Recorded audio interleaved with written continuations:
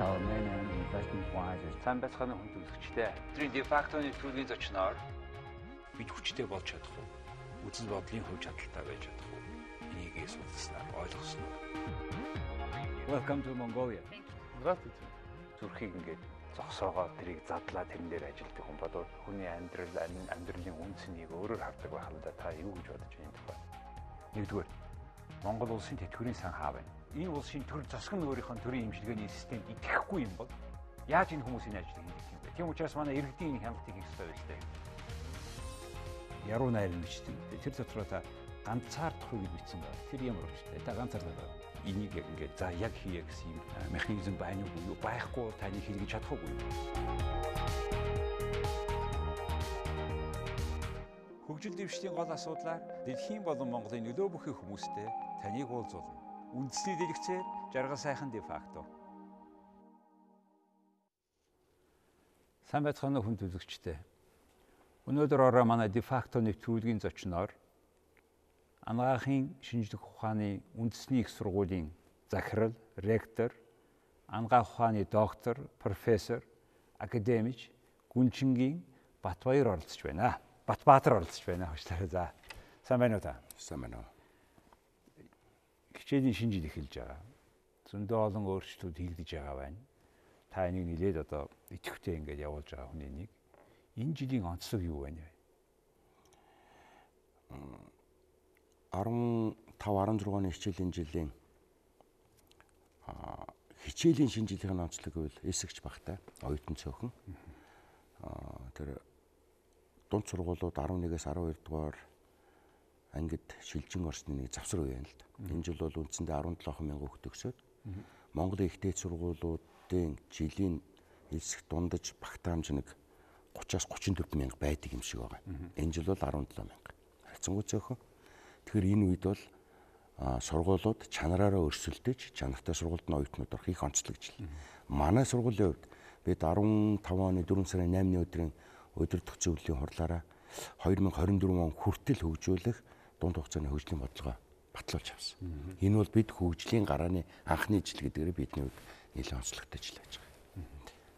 Тэгэхээр та тэр өөрийнхөө удирдах зөвлөөрөө батлуулсан тэр төлөвлөгөөний дотроо 2000 одоогоос бараг 10 жилээр ярьдэн шүү тийм үү?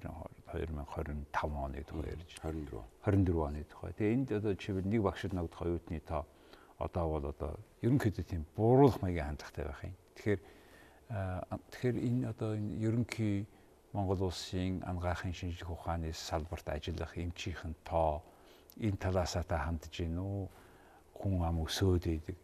Гэтэл та одоо ерөнхийдөө сургалт эсэж байгаа оюутны тоо багасаад идэг. Эсвэл та ямар учиртай ийм стратегийн өөрчлөлт хийгдэж байна?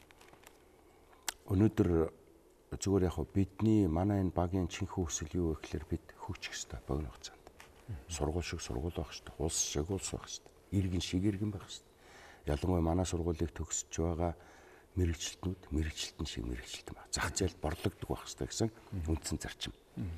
Тэгэхээр бид юуг шилдэг гэдэг юм бэ? Дэлхий ч өөрөө.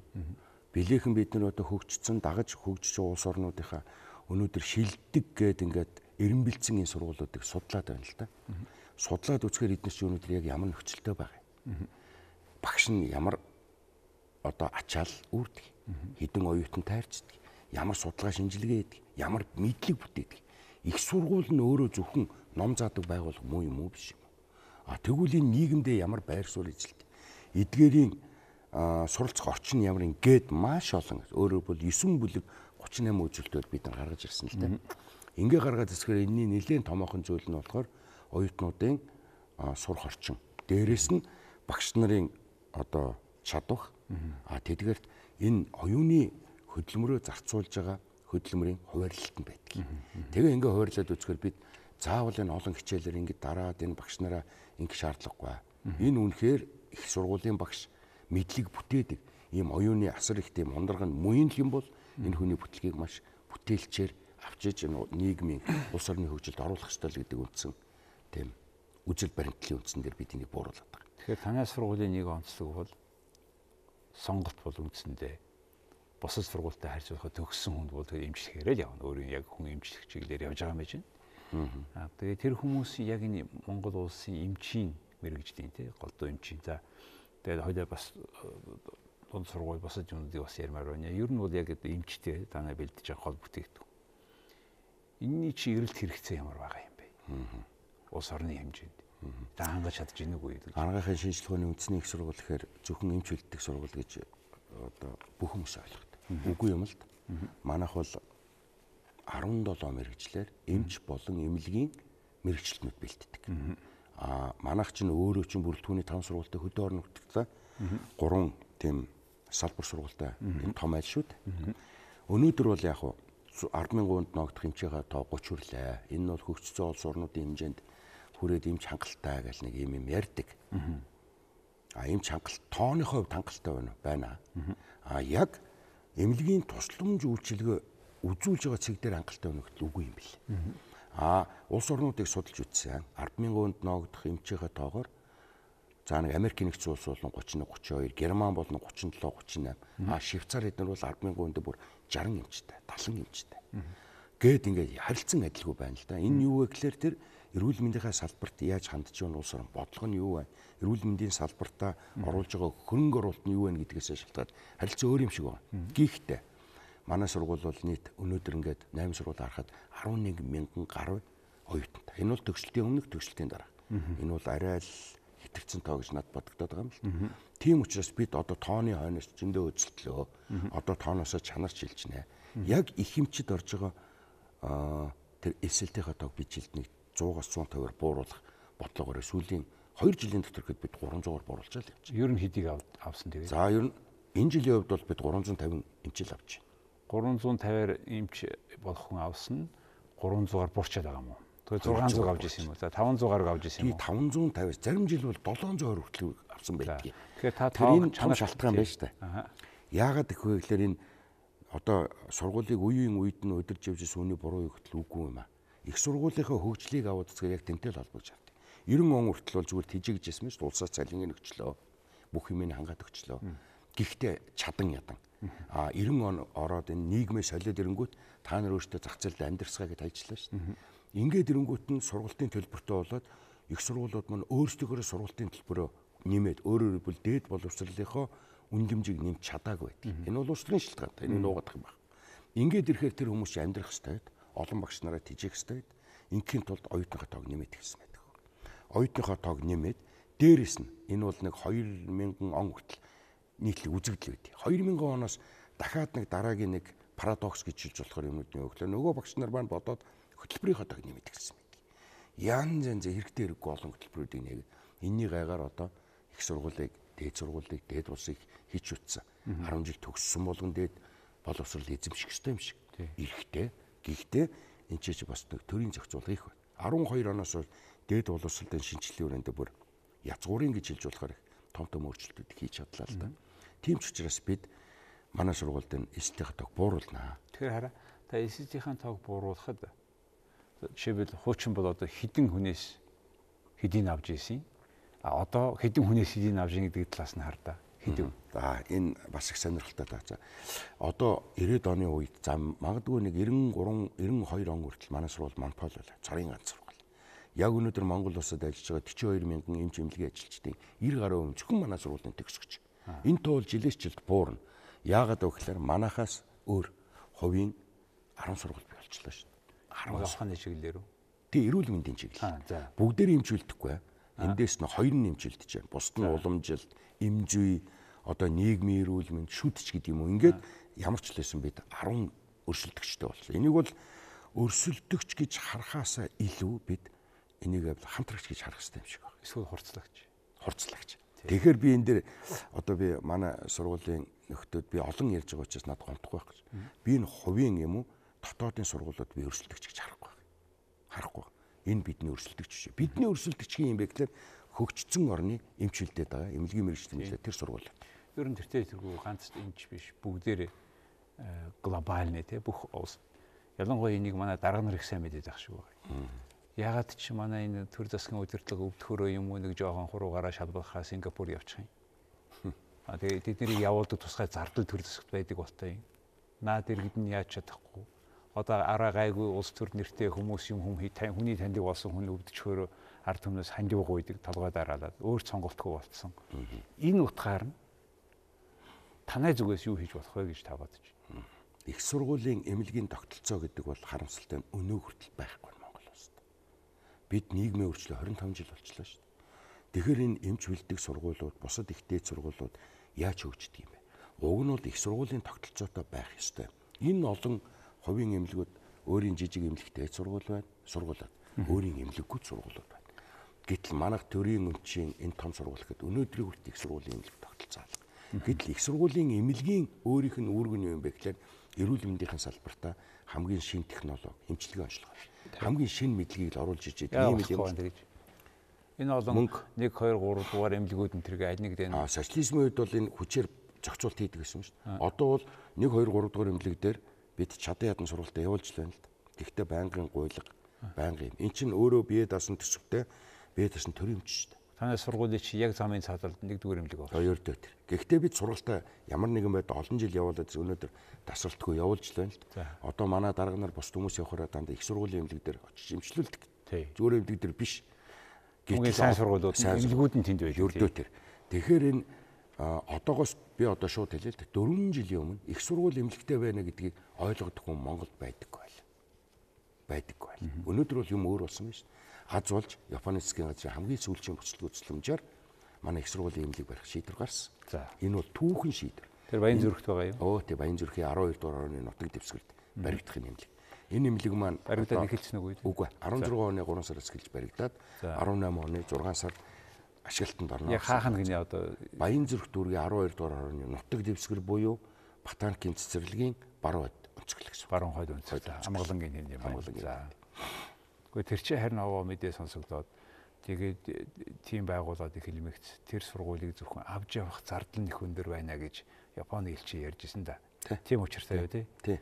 Зардал мэдээж өндөр. Одоо тийм учраас бид их сургуулийн эмнэлгийн менежментийн алба гэдэг цоошин нэмийг байгуулж байна. Эндээ бид одоо бидэнд дахиад 2 жил гарах хугацаа шүү дээ. Одоо бүх юм бэлтэн. Бүх тооцоогоо хийн. Тэгж ингэ явахгүй зүгээр эмнэлэгтэй болох нь гэж нэг хэсэг сэтгэлээ өрлөө баахан баярлж явдаа шүү.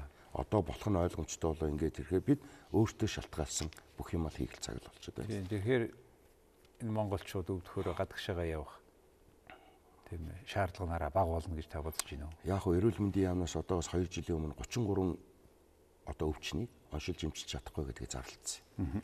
Яг яс яман дээрээ энэ 33 арай биш л те. Яг хөө чадахгүй юмнууд бидний зөндөөл байна. Тэгэхээр бидний ярьж Япон нөхдүүдтэйгээ ярьж хийж байгаа энэ 33 эмгийг аль болохоор бид бууруулъя. Ямар ч байсан 10-аад эмнэлгийн 10 гаруй өвчнийг оншилдог эмчилдэг болохын төлөө зорж явж байна. Тэр боломжтой. Боломжтой гэж ойлгож байгаа. За. Энэ оюутнуудын одоо тэр хүмүүс чинь гадагшаагаал яваад шүү дээ. Тэрний наадталд нь бид эмчийн чадвар, мэдлэг, дэлхийн мэдлэгээс авж байгаа чадвар, англи хэлний мэдлэг гэдэргээд энэ бүхний ч одоо танах үнэхээр баталгаатай яадаг ингэ болж байна, чадаж байна гэсэн ямарваа нэгэн хөндлөнгийн тийм шинжилгээ хийсэн баталгаажуулсан юм байдаг юм уу? 2011 онд манай хүний хэмж бэлддэг энэ хөтөлбөртөө хөндлөнгийн үнэлгээ хийлгэсэн. Өөрөөр бол магадлал итгэмжлэл гадаад. Энэ дээр бол яг хуу бид анхаарах зүйлүүд байна. Олон улс тавигдах шаардлагаараа энэ бол үндсэндээ энэ хөтөлбөр нь шаардлага хангаж байна. Энэ хөтөлбөрийн магадлал итгэмжлэлүүд дээрээс нь байгууллагын магадлал итгэмжлэлийн том юм байна шүү дээ. Тэгэхээр бид одоо байгууллагын магадлал итгэмжлэлтэй бэлдэж байна. 2 жилийн дараа орчхол уу гэж бид найдаж байгаа. Боловсрол соёл шинжилгээ ухааны яамн дээр хэрэгждэг дээд болцны шинжилгээний хүрээнд Азийн хөгжлийн банкнаас санхүүжилт. Энэ дээр бол манайх тэр байгууллагын магадлал итгэмжлэлд орох хувьд нь бол орцсон баг бэлдэг гэж байна. Би наад чинь яг 20 сая долларын зээл 2012 онд баталгаажуулаа тийм ээ. Тэгээ аваад эхэлсэн одоо дөнгөж 4.1-ийг хэрэгжилж байгаа юм байл л. Тэр хооронд нөгөө төр засаг жил болгон солигдоод ер нь өгдөө босготол төрөө солиод байх юм л та. Тэгээд энэ нөгөө энэ хамаг энэ явж байгаа чи сайн төсөл чи явахгүй байгаа байхгүй. Үр дүнд нь танах шиг юм сургууль институцийн хувьд олон улсын магадлалын итгэмжийг авч чадахгүй яваад байна гэдэг бол бидэрт одоо итгэхэд хэцүү болгож эхэлж байгаа байхгүй энэ бүхэн чинь. За тэгээд ихтэй энийг одоо хийгээд эхэлсэн гэж ойлгож байгаа. Ингээд энэ нарийн мэрэгжил их үнэтэй байна. Зарим нарийн операцууд хичнээн $10,000 ярих юм биш гадагшаа явахаар. Тэрийг энэ манай эмч нар бас энэ хийгээд байх юм. Тэгээ тэр хүмүүсийн авдаг өгдөг цалин гэхээр тэр үнэхээр одоо ингэж хараа. Хүмүүний хамгийн чухал, хамгийн үнэтэй эрүүл мэндэ янзуулж байгаа эмчийн цалин нь сайн машины засвараас хямдхан байна гэдэг ч одоо юу гэсэн үг юм бэ. Тэгээ энэс чинь болоод энэ нэг юм зөндөө бол гажилт бий болчиход ингэж та бодож байна. Та нэг юу гэж бодож өөрөө эмч одоо хүний би түрүү хэлсэн бид нийгмийнхаа үжил баримтал нийгмийн бүтэц бүх юмас л 25 жил боллоо. Энэ хооронд энэ зах зээлийн нийгмийн жаягаар хөгжиж байгаа маш олон салбар байна амжилт. Харамсалтай. Дээд боловсрал, ер нь боловсрал, дээрэс нь эрүүл мэндийн салбар хоёр бол учир болохгүй явж байна. Яагаад? Та энэ бүгдийг яг энийг задлаад үзэх юм бол тэгээ бидний нөгөө энэ хамгийн зөв тогтолцоо зөв толгой тус гэдгээс цаана өөр улс орн байдгүй шүү гэж олон жил бидний 25 жилийн өмнө өнгөрсөн тэр юмыг тэгээ тэрнээс хойш одоо хүртэл явагдаад яагаад ингэ явагдаад байгаа? Одоо би танд хэлээ л хамгийн ойрхон шээ. Өнөөдөр манай сургуулийн төгсөгч Монгол дээр үе англи дээр оншоо сайн тавьдаг. Эмнэлэгт очиод ирэхээр манай төгсөгч муу гэдэг. Яагаад муу гэхээр Орос дээр оншоо тавьж чадахгүй нэ гэж. Ямар Иван, ямар Саша зориулж бид нар өнөөдөр Оросоор оншоо тавиад байна. Яагаад гэж байгаа юм? Яагаад нөгөө ихтгэл үнэмшил нь өнөөдрийн хүртэл яваад байна. Гүү наад дээр шин санаачхай асуудал юм биш. Өнөөдөр яг зөв. Бид нар гадаад байгаа юм шиг бидний эмчийн юм дээр яагаад орос хэл дээр юм ярьж байгаа юм? Тийм учраас өнгөрсөн жил бид хаана амьдарч байгаа юм? Бид өнгөрсөн жил эрүүл мэндийн яамд асуудал тавиад мэрэгжлийн зөвлөлд энэ хилцүүлгийг хийж байгаа. Энийг болио та нар. Ийм юун Оросоор онштой. Гүү тэр тэг гээд байгаа юм уу? Гүү ерөөс эмчнэр нь тийм байдаг байхгүй. Чи Оросоор оншоо тавьж чадахгүй чи юм уу? Гэтэл Оросоор яг тэр историйн аваад үз ихэнх нь Оросоор бичсэн. Историйн аваад үзэхээр үндэ бол грамматикийн маш их алдаатай. Тийм л байлаа. Би хараад болж байгаа юм. Тэгэхээр бид энэ байдлаасаа өөрсдөө ихэж ингэж саж. Тэгээд эн чинь юуг илэрхийлээд байна вэ гэхээр нөгөө бидний итгэл үнэмшил 25 жилийн өмнөх итгэл үнэмшил тэр школ гэж яриа л да. Өнөөдрийг хүртэл бид тэр яагаад өөрчлөлтөд юм бэ? Бүтэн үе өнгөрлөө шүү дээ. Ам бүхтэй 90 оноос хойш бүтэн үе өнгөрлөө. Гадаад төгссөн хүмүүс хүрээд ирсэн. Орос хэлд ярьж байгаа ард түмэн гадаад баг байхгүй болчихлоо шүү дээ. Та нар яхаар ингэ орсоор байна. Одоо яг л нөхцөл байт юм. Тэгэхээр эн чинь юуг харуулж байна гэхээр боловсролын системд үнэхээр радикал гэж үзсэн өөрчлөлтүүдийг энэ 3 жилийн дотор хийж чадсан. Манай боловсрол соёл шинжилгээ байна. Сүүлийн 3 жил үнэхээр хийсэн. За. Дээд боловсролын шинжилгээний тухайд би яриад байгаа шүү дээ. Үнэхээр хийж чадсан. Эрүүл мэндийн салбартаа эрс гэж хэлж утгаар өөрчлөлт хийх цаг болчиход энийг л хүлээгээд байна л гэсэн үг шүү. За хоёул яг энэ өөрчлөлтийн тухай хэсэг хугацааны дараа нэлээд нэрэвчж ярилцъя. За.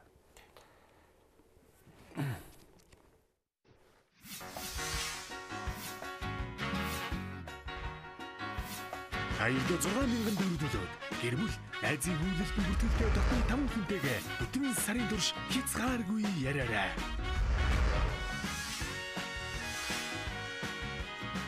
Mobicom.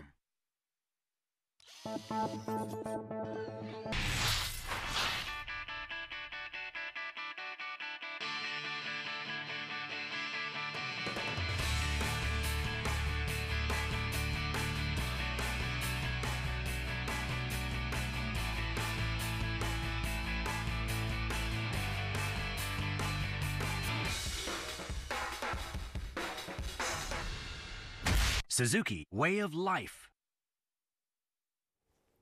Эрүүл мэндийн салбарт гэдэг бол тийм хүний хамгийн үнэтэй түрүү ярьсан хамгийн үнэтэй юм бол хүний хувь хүний бие эрүүл мэнд байгаа тийм. Тэрийг янзлдаг тэр хүмүүсийн цалин ийм бага байгаад ингээ энэ систем яваад байгаагийн гол шалтгаан за яг бусад оронд бол одоо бүх хүмүүсийг хамруулах үүднээс гэж хэлээд өөр ингээ нийгмийн бусад арга хэмжээнд авж шít. Энэ систем аль зэрэг явж байна вэ? Яагаад ийм байдалд хичнээн удах юм бэ? Эн чинь удаад байгаа учраас хүмүүс газар нөгөө ширээнд орох төлбөрч яваад шít. Одоо бүр хүн өөрөө хүсч өгж байгаа байхгүй. Нөгөө юм чи одоо тийм юм хийчээд дэлхий дээр хамгийн үнэтэй өндөр үнэлэмжтэй ард мэргэжлийг чих цаахад тэр дотор эмч совилгчээр хоёул ордог юм. Хамгийн үнэтэй. Яагаад манад энэ үнгүүдүүлж? Боловсрол нь ч үнэгүй, эрүүл мэнд нь ч үнэгүй.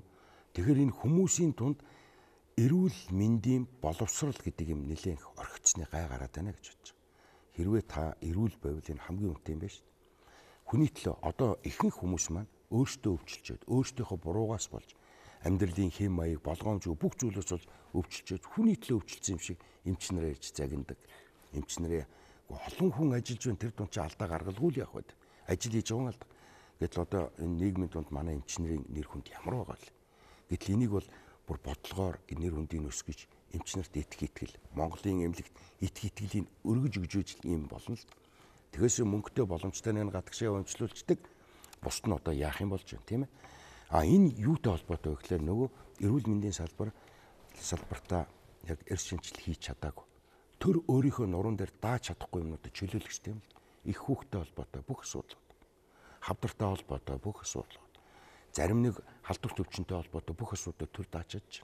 Наацх нь хэд сүрье дох энэний бүх юг төр даана гэдэг эрүүл мэндийн хуулиндаа дааж чаддаг юм үгүй.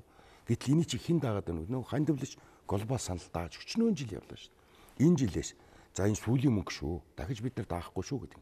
Энэ мөнгө одоо хаана байна? Тийм ээ. Ийм шалтгаанаас болоод тэгэхээр энэ чи эрүүл мэндийн даатгалын хууль, эрүүл мэндийн хуулиндаа яаралтай бүр эрс гэж болох шинжилт хийгээд энэ зарим нэг болохгүй юмнуудаа зах зээлийн жайгаар чөлөөлөх хэрэгтэй. Би ингэж бодоод байгаа энэ даатгалын хуулийг ба шүү дээ залхуураагүй жил болгондоо өөрчилж исэн юм байли. Хичнээн удаа өөрчилдөг. Тэгээд одоо энэ даатгалын мөнгө нь хаана хүрдэггүй болтой. Тэрийг ч бас олигтой ашиглаж байгаа биш.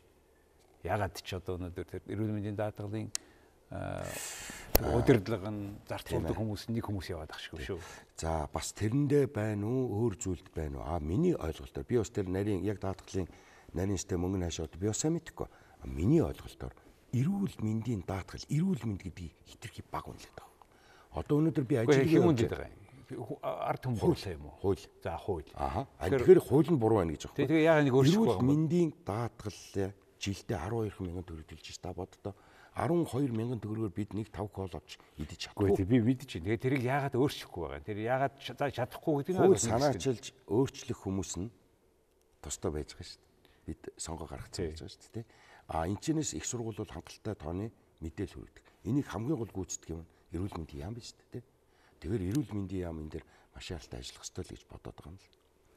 Тэгэхээр эн чинь юу гэхээр эрүүл мэндээ өөрөө үнгүүдүүлсэн улс орн ер нь олигтой хөгждөг юм байна л гэж хэлэх ёстой гэж. Хуулиас л хэлэх ёстой. Хуулийн өөрчлөлтийг яаралтай гэсэн. Одоо эрүүл мэндийн багц хууль гэдэг одон төгшин бол маш идэвхтэй явж байна шүү дээ. Маш идэвхтэй явж байгаа. Энэ дээр зарим нэг бүр хэрэгтэй гэсэн өөрчлөлтүүдийг бол хийх гээл явж байна. Энийг их хурл яаралтай хэлцэж, яаралтай баталж гаргах л ёстой. Одоо тэр үнэтэй хагалгаанууд чинь манай эмч нар хийж чадаж байгаа шүү дээ. Яагаад тэрийг үнэлээд өгч хүссэн мөнгөө төлж шүү дээ. Бидний нэг тооцоо үү. Энэ бол гэхдээ 3 жилийн өмнөх тооцоо шүү. Медик тур гэж энэ одоо Хятад, Солонгос, Япон юу гэдэг энэ улс орнууд руу жилдээ 45,000 хүн явдаг гинэ. Энэ бол энэ 45,000 хүний 90% нь зөвхөн онцлуулах гэж явж байна. 10% нь эмнэлгийн туслан үйлчлэг авч байна. Эдгээр жилдээ дунджаар $600 сая 3 жилийн өмнөх тооцоо $600 сая үрж байна. Энэ $600 сая бид 600 эмнэлэг барьж штэ. Та тэгээ боддоо. Гэтэл энэ их мөнгийг гадагшаа ургацсан гэдэг нь үнэхээр энэ манай эрүүл мэндийн бодлого нь болохгүй байгааг энийг шууд илэрхийлж байгаа. Манай эмчнэр муудаа тэгээд үгүй штэ. Чадан ядан ингээд явж байна. Монголын хүн ам 50 жилийн өмнө 600,000, өнөөдөр 3 сая болсон байна. Энэ хин гавьяа баас Монголын эмчнэр, Монголын хүүхдүүдийн эмч, хүүхдийн эмч эдрийн байгуулсан гавьяа л гэж бод. Энэний гол шалтгаан юу вэ гэвэл техник оцрогдол юм аа. Техник бид энийг хүлээн зөвшөөрөх ёстой. Монгол улс дэлхийн энэ ангаа ухааны хөгжлөөс 20-30 жил хоцорчжээ бид. Энийг ерөөсөө хүлээн зөвшөөрөх. Дэлхийн түвшинд тэгэл юм ярих юм. Үгүй шүү дээ. Тэгэхээр харамсалтай нь аливаа техникийн хоцрогдлыг оюуны хомсдол заавал дагаж явдаг. Тэгэхээр би оюун шавнартай ч хэлдэг. Та бид бүгдээ оюунаар хомсдчиход байгаа юм шиг байгаа. Дэлхийд томоор харж чадхаа болсон юм шиг. 2 жилийн өмнө байна бүх аймагуудад компьютер томограф шилжүүлсэн явуулсан шүү дээ. Тэрийг яаж тэр ч одоо техникийн хамгийн сүүлчүүд юм биш юм. За би танд тэгвэл сөргүүлээд нэг юм хэлээ. Сая би 3 сард боловсролын сайдын юутай би 5-6 аймагт таарч явлаа. За. Булган аймгийн Хотог өндөр суман дээр очлоо. 9 сарын өмнө тэнд рентген аппарат. Би тэгээд тэнд гэр бүлийн миний нэг 2 шав ажиллаж. За юу вэ? Онцлогоогоо би өөрөө тэр мэрэгжлийн учраас хамгийн түрүүнд лабораторид нь орж үзлээ. Үнэхээр юм өгччээ. Яам бол мөнгөний шийдэ өгчч. Нийлүүлж байгаа компани, шалгаруулж байгаа тендерүүд нь та юу вэ гэж бодож. Зүгээр ирээний зах дээр байдаг шээсний ямар ч бодлогоо шээсний шинжилгээний аппарат. Онцлоор нь болтохгүй. Хинт ч хэрэггүй хуура хими арга гэж байдаг. Дэлхийн эргэлгээ болсон биохим аппарат нийлүүлсэн. Тэр үтгэл тэр үнэтэй рентгений аппарат нь дэлхийд үйлдвэрлэхээ болцоо. Одоо нөгөө дээр нөгөө зураг угаадаг байлаа шүү дээ. Үн чинь дижитал юм гараад ирсэн. Ийм юм нийлүүлсэн. Ажилуулсан уу? Ажилуулаагүй. Өчнөө үнэтэй. Өчнөө 100 сая төгрөг. Яагаад ажилуулаагүй? Хорн байдгүй, биллионк нь бол. Дууссан, гаргадгүй би чинь үйлдвэрлэхээ байсан. Одоо тэгээд ингэ бодохоор энэ арай бид нар юм үйлдвэрлэхээ болсон. Аль эсвэл эн чинь яаж ийм вэ гэхээр янз янзын төсөл хөтөлбөрөөр олноор нь үйлдвэрчин тэр компаниуд байж байгаа ш тэр чинь ашигын төлөө. Зүгээр өгчөж байгаа байхгүй. Жохон онцлог үлд. Зүгээр л өгчөж. Тэгээ онцлогоо үнэтэй шахчихж. Гэтэл та бодолтой. Дэлхийн зах зээл дээр дэлхийн биш Монголын зах зээл дээр шинжилгээний нэг шээсний шинжилгээний нэг стрипийн 300-аас 400 төгрөг байдаг байхгүй. Гэтэл тэрийг нийлүүлсэн компаниас авахдаа бид 2000 төгрөгөөр авчих. Тэгэхээр яаж тэр сумын төвийн эмнэлгийн төсвөн тэрийг авчих. Энэ хараа хөндлөнгөөс нь тогтоодог хяндаг систем байдаг юм уу? Би байгаа байхад гэж найдаад байгаа. Би зөвхөн та 6 аймгаар явах тэр томограф нь ажиллаж байна уу? Баггүй. Сургуульд нь байхгүй. Хичнээн төгрөг зарцуулсан билээ нэг томограф. Ойлгомжтой. Ойлгомжтой. Тэр бол асар үнэтэй. Ялангуяа онцлогооны төвүүдийг бас ажиллаж байгаа аймагуд бол биш шүү дээ. Ажиллаж байгаа. Гэтэл би түрүү хэллээ шүү дээ. Техникийн хоцрогдолтой байжгаад оюуны өмсөлт орцсон гэдэг ямар утгаар байсан хүнээ бэлдэж чадав. Тэр чи одоо тэн дээр суйрлуулсан тэр үнэтэй багаж тоног төхөөрөмж төгс ашиглаж чадсан үгүй. Тийм л дээ. Та хоёр ингэж ярьж байна. Хүнээ бэлдэж чадаагүй гэдэг. Та хоёр тэр идэвхтэй нийгмийн гишүүдийн хувьд та бол одоо энэ Монгол улсын ангаахын үндэснийхэн сургуулийг авч яваа хүний хувьд яагаад хүнээ бэлдэж чадахгүй? Төгсөлтийн дараах сургалт гэдээ бид чад ядан суулж хамгийн гол шалтгаан бидэнд эмнэлэг алга ба шүү дээ. За. Их сургууль хүнээ бэлдэх ёстой юу? Одоо гэтэл өнөөдөр манад нэг их парадокс юм гарч ирлээ шүү дээ. Эмнэлгүүд хүнээ бэлдэж. Эмнэлгүүд одоо яагаад гэвэл тэр резидент гэдэг юм чинь дагаад төрөөс нэг хэдэн цас өгдөг юм байна л да. Зөвхөн энэ эмнэлгийнхаа төсвөөс. Гэтэл бид нар ангаахын багш нар юу ч вэ? Бүр тэгж байгаа би эмнэлгийн дарагтад харсан шүү дээ. Ангаахын багш нар юу юм? Бид нар мундаг. Ингэж болохгүй ч дээ. Багшгүй юмч сургуулгүй мэрэгчлэн гэж одоо би дэлхий дээр сонсог. Техникийн хувьд хоцрогдоод, тэгээд сэтгэлгээ хоцрогдоод их сургуулиудын эмнэлгийнхаа хажууд бид юу их сургуулийнхаа хажууд их сургуулийн эмнэлэг байхгүй. Тэгээ ийм бүхэн хизээ өөр болох юм болоо. Өөр болно. Би нэрээдэг болохгүй ярьж байна. Одоо эхнээсээ их зарчмыг гэж өөрчлөлт гарлаа шүү дээ. Бид эх жилээс их сургуулийн эмнэлгийг бариад эхэллээ шүү дээ. Тэгэхээр энэ их сургуулийн эмнэлэг хүчин чадлын үүдийн том эмнэлэг биш ч гэсэн хэрвээ эрүүл мэндийн яам биднийг ажиллах болцоогоор хангаад өгөх юм бол бид маш богино хугацаанд дэлхийн шилдэг эмчилгээний технологиг оруулж ирнэ л гэсэн юм төлөвлөгөөтэй байж байгаа шүү дээ. Угаасаа их сургуулийн эмнэлгийн үндсэн үүрэг нь тэр л юм. Эрүүл мэндээс холбоотой шинэ технологиг оруулж ирж байдаг. Одоо нэг онцлогдохгүй байгаа эмчлэгдэхгүй олон өвчнүүдийг бид оншилж эмчилнэ л гэсэн үг шүү дээ.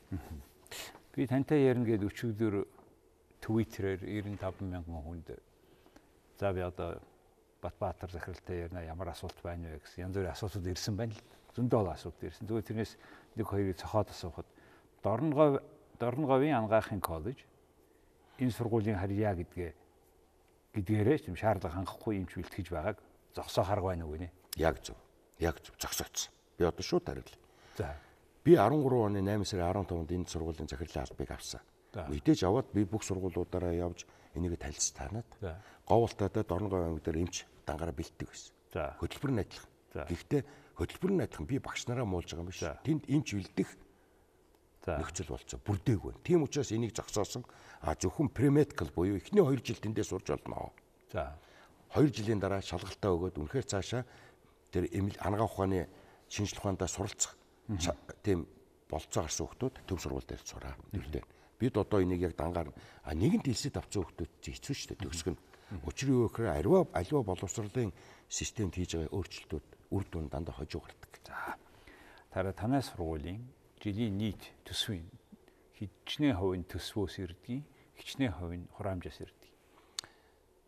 Манай сургуулийн жилийн төсвийн 92% сургалтын төлбөрөөс бүрдүүлдэг бид. За, 92%. Сургалтын төсвөөс. Тэгэхээр энэ бол төгсөлтийн өмнөх, төгсөлтийн дараах 3 төвчний сургалтууд байна шүү дээ. 8 орчим хувийг бид нэг зөвхөн тогтмол зардал гэж авдаг. Энэ тогтмол зардал гэдэг нь тог усны мөнгө шүү дээ. Тэгэхээр гэхдээ би энийг бас ялгаж хэлэхгүй бол сүүлийн 3 жил, за сүүлийн 2 жил бол боловсролын яамнаас маш сайн тэмцсэн шүү дээ. Хөрөнгө оруулалтуудыг 70 жилдээ байгаагүй хөрөнгө оруулалтыг хийсний үндсэн дээр бид 5.3 тэрбум төгрөг гэдэг чинь одоогийн аншаар бараг 3 сая доллар шүү дээ. Энэ их мөнгөөр бид сайхан Аз тэргуулах хэмжээний ийм сайхан лаборатори байгуулад авчлаа. Одоо л манай сургуулийн тэр хаягаар манай сургуулиар авгалсан мэдлэгүүд гарч дэлхийн ангаа ухааны мэдлэг туслаар орно гэж бодож байгаа. 42 мянган хүнд үйлчлдэг ангаа ухааны төв номын сан манай дээр байж байгаа. Сүүлийн 30 жилд ямар ч хөрөнгө оруулалт хийгээгүй. Бид энийг харж байгаа хүсэлтэйгээ сая 7 дахь шинэ номын сангаа бариад одоо 9 сарын 10-нд улсын комисс хүлээж авах гэж. Инхээр манад сурах орчин оюутны юм шал өөр хэмжээнд очино гэж бид төлөвлөж харж байгаа. Танай тэр хойно байгаа бид нар нэг эмнэлэг байгуулагдаад байна гэсэн чинь тэгээ гадаадын эмнэлэг болцсон тэр ямар очиртай бэ? Би тэрийг сайн хэлж мэдэхгүй. За. Энэ төгсөж байгаа оюутнуудын тав түрүү ярьсан тий та ойролцоогоод байна гэх. Тэр одоо яг баригдаж байгаа, нэмэгдэж байгаа эмнэлэг хүн амынхаа өсөлтийг дагаад тэрнийхэн шаардлагыг аль зэрэг хангаж байгаа юм бэ? Тоог нь асууж байна. Тий. Энэ бол жоох илүүтэлтэй байна. Илүү хангаж байгаа. За илүү хангаж байгаа. Өөрөөр хэлбэл манай сургуулийн төгсөгчдийн нэг 70-80% нь ажлын байраар хангаж байна л гэсэн. За 30% нь бид яг энэ дээр бас л нэг парадокс юм аа. Бид жилдээ одоо хувийн болон хувьсгалын манай сургуулиар ороод хувийн сургуулиуд жилдээ 1000 орчим эмч төгсдөг байхгүй. 1000 орчим. За гэтэл эмнэлгүүд болон манай сургууль нийлээд нэг жилдээ резидент буюу төгсөлтийн дараах сургалтаар нэг өсрээд нэг 500 авах чадлаа. 500-ыг бид яг хөө ангаах төгссөн мэрэгжил байхгүй. Тэг юу хийв тэд нар? Өөрхийн эмч хийгээл ингээл хөдөө орнотгоор явж л байна л да. Тэгэхэр энэ чинь бид хэрэгцээнээс шаардлагаас хангасан илүү. Тийм учраас бид хувийн сургуулиудаа хүртэл би уриалмаар байгаа юм л. Энэ эмчээ ингээ бууруулъя л та бүгд.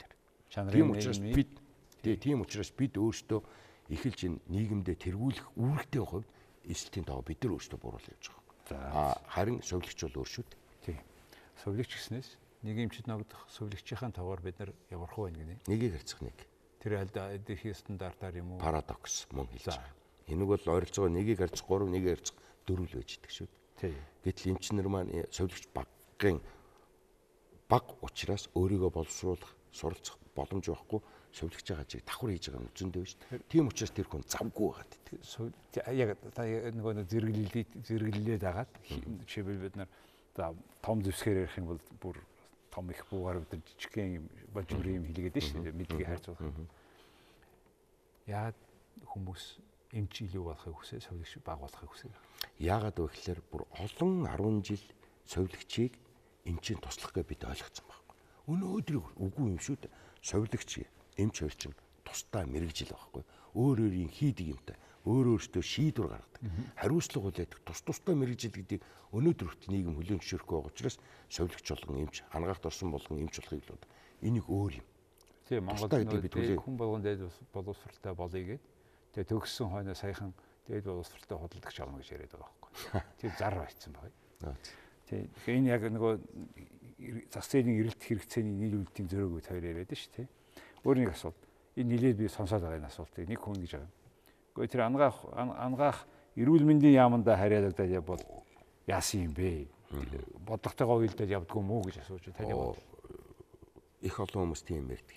Боловсролын яамдаа хариалагдах нь зөв. Энэ маш олон бид ингэж штэ. Юмар шинээр бодож юм зохиогоо яах юм бэ? Хөгжсөн улс орнууд, амжилттай явж байгаа улс орнууд ямар байдаг юм бэ гэдгийг судалж байгаа байхгүй. Боловсролын яамдаа хариалагдах. Хөгжсөн орнуудад ялангуяа дэлхийн мэдээллүүд нь үндсэндээ англи хэл дээр биш. За ихэнх за баг тавьж шүү. Бүх шинжлэх ухаан дээр баг танай дээр ч гэсэн тийм онцгой зөрөө гарахгүй баг. Энэ хэлийг төгс мэдэх. Энэ хэлээр одоо дэлхийн дээр science, medical science гэх том сэтгүүлүүдэд гаргах. Тиймэрхүү талаараа та юу бодож байгаа? Манай төгсөгч дутагдж байгаа юм ердөө энэ байгаа. Тийм ч учраас энийг нөхөхийн тулд бид одоогоос 5 жилийн өмнө хүний их эмч болон бие онгийнхаа ангита англи анги нээсэн. Бүх хичээл нь англи хэл дээр нэгдүгээр курсээс төгсөлтөө.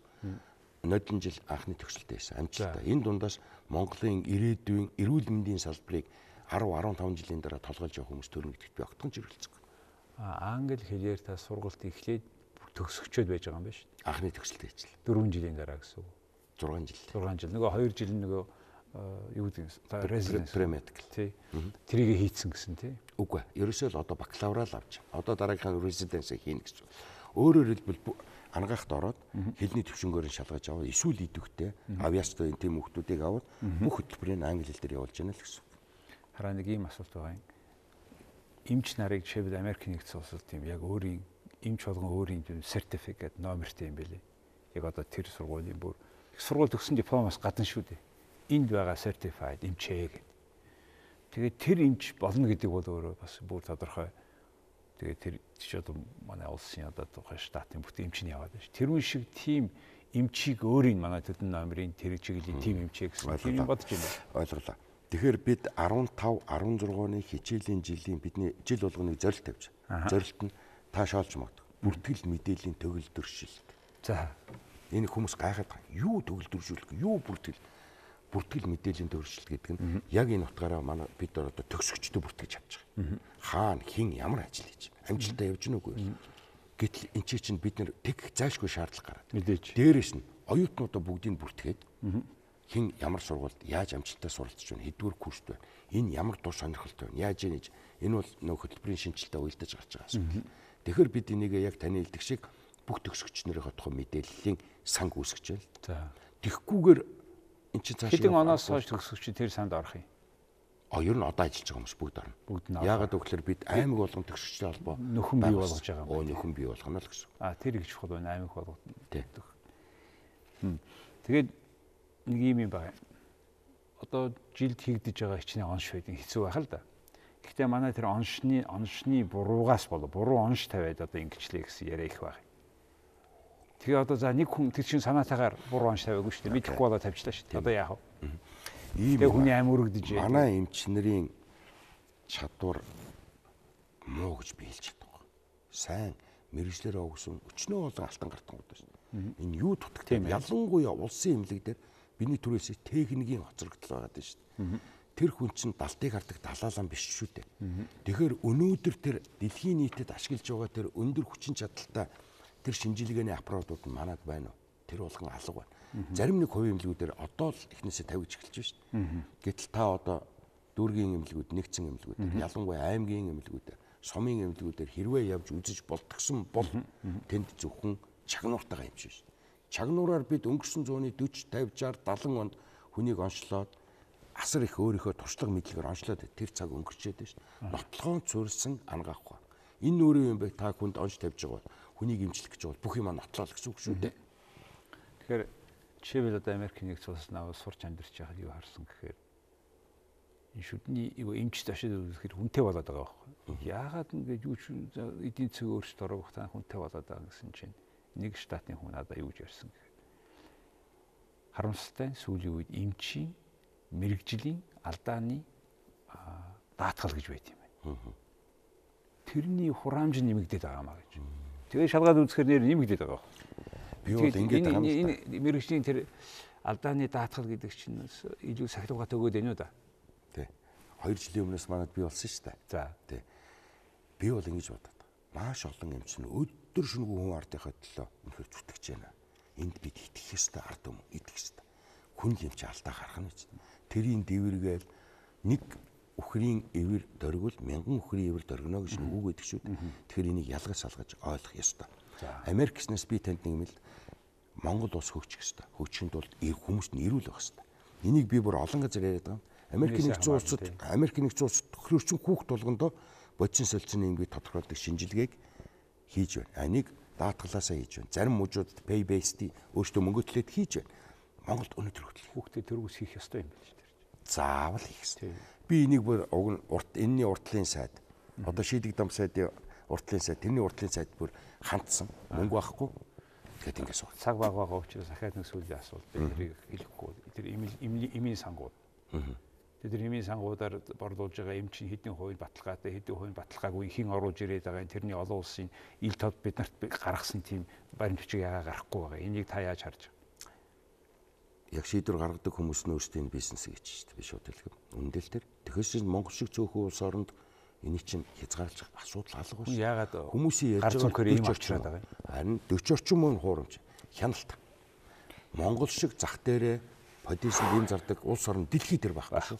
Энийг бүр юу яах вэ? Саяхан Солонгос яваад ирсэн хүн Солонгост аптект орох гэдэг олдохгүй байна гинэ. Ярддаг. Сургуулийн бишээ гудамжны булан болгон кофе шоп байна гинэ. Монголд кофе шоп байхгүй, гудамжны булан болгонд аптек байна гэж ярьж. Тэгэхээр эм гэдэг чинь өөрөө хор. Эн чинь өөрөө үнэтэй. Тэгэхээр Монгол эрүүл мэндийн өөрөө хичээж үйж эрүүл байна гэдгийг хүмүүс эм уужиж эрүүл байна л гэж ойлгоцсон. Энэ л хамгийн том алдаа. Эмийг ч одоо элсэн чихэр шиг хэрэгжилж байгаа шүү дээ. Ер нь бол Ийм замбраагүй хэрэглээтэй улс орн Монгол шиг баг. Энийг одоо бүр төрийн бодлогын хэмжээнд авчиж зассан шүү дээ. тэгэхээр өнөөдрийн тав тэр ярьсан асуудлууд мэдээж битэр чи нэг л зорилгоо яриад шүү дээ. Юугээ засах вэ? Яаж өөрчлөх вэ гэдэг тухай ярьж байна тийм ээ. Энэ утгаараа таны ингээд элен далангүй үзэл бодлоо ингээд илэрхийлж байгаа. Тань шиг хүнээс бид ийм л хүлээлт баг. Яг хэн нэг нь юмыг нэрээр нь хэлэхгүй бол ингээд хуураад иж болохгүй шүү дээ өөрсдөө. Хүн өөрийгөө хуурдаг шүү дээ. Тийм учраас миний бодлоор бол тав тэр яриа өнөөдөр ийм боллоо. Тэгээд танд их баярлалаа нэгдүгээр энэ манай ярилцах орсонд хоёрдугаар тэр олон хүнийг авч явах тэр асуудал өдөр болгон байгаа тэр чамархай ажил биш байх. Тэгээд танаар дамжуулаад танай хамт олон бүх багш нар бүх багшилдаг бүрэлдэхүүнд оюутнуудад амжилт хүсье. Тэгээд энэ хичээлийн жил бол бидний олд амжилтанд нэг урах шалхуулсан Монголын эрүүл мэндэд тийм бэлдсэн сайжруулсан нэг алтан малхан болоосай гэж та бүхэнд хүргэж. За баярлалаа. Танд ажил амжилт хүсье. Баярлалаа. За баярлалаа. За хүн төлөвчтэй өнөөдөр манай дефактор нэвтрүүлгийн зочноор Ангаа ухааны шинжлэх ухааны үндэсний их сургуулийн багш Ангаа ухааны доктор профессор Гүнчингийн Батбаатар оролцлоо. Их баярлалаа.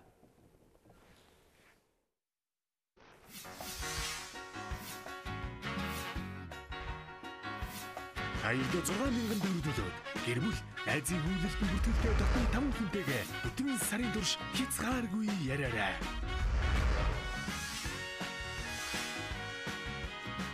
Mobicom